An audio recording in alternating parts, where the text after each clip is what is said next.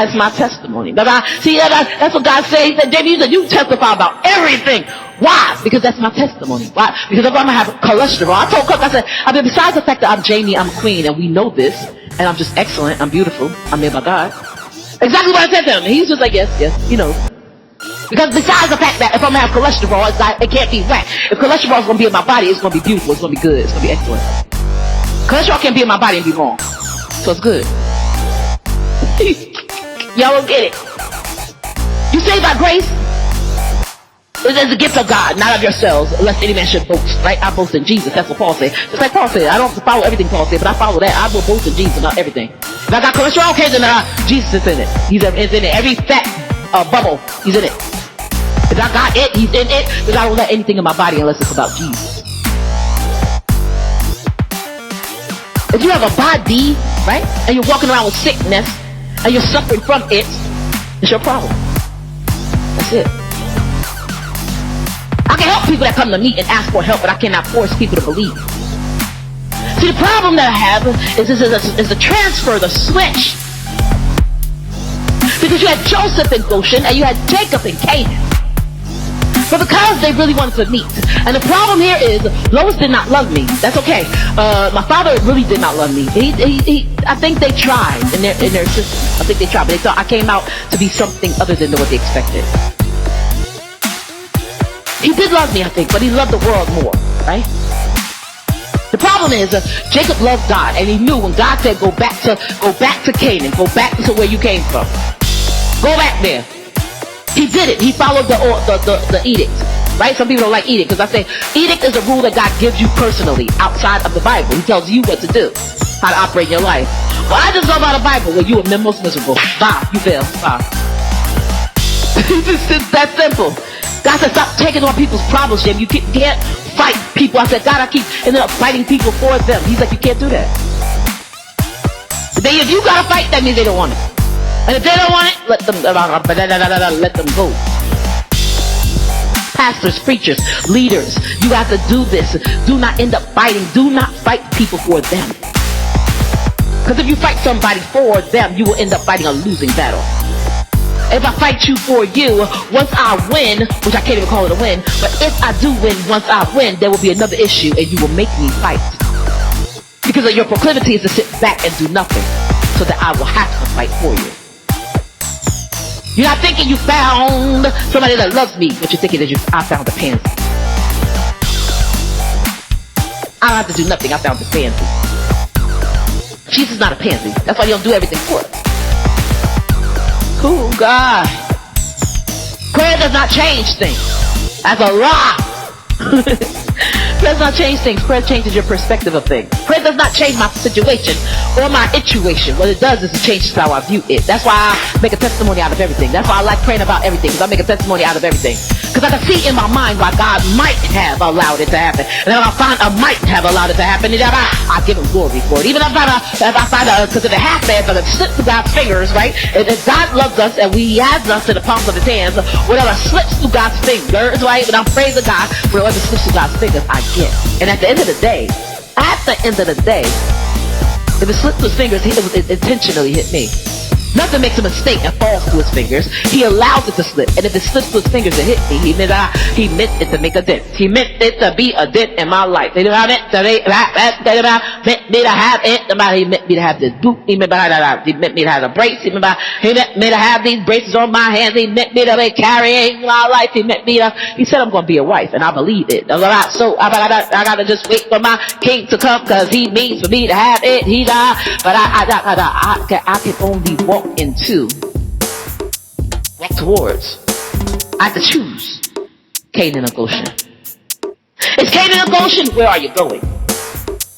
I have to choose Canaan or Goshen. I gotta pick one. Canaan looks like thistles or thorns thorns, and it was a wilderness. Whether you realize it or not, it was a wilderness. When Adam and Eve, I believe they were kicked out into Canaan. I believe so. I could be wrong. I believe they were kicked out into Canaan. When they were kicked out of the garden, they were kicked out of Eden. I believe they were kicked out into Canaan. Because a garden, right, is just it's a part of a house. It's a part of a house. It's an extension. But when you apply for an address, apply to live somewhere, you're applying to live at that place that has that garden. Everything comes with it. So when they were kicked out of the garden, what you think is you're being kicked out of the garden, you're being kicked out into disgrace. No, they were kicked out of the garden being kicked into a house. But when they kicked into the house, if it was a wilderness area, they were put in an area that was wilderness. Then Noah came, and the flood came, and messed it all up. Then God said, Abraham, you go from where you're at. Abraham said, I know this is a God, but I'm not sure. He had to go by faith, right? So he went there, right? He went by faith to Canaan. Abraham went into Canaan with the thorns and thistles, the desert, the wilderness. Abraham was still staying right outside of Eden. That's my contention. I could be wrong. In that, right, he was still staying outside of Eden, right?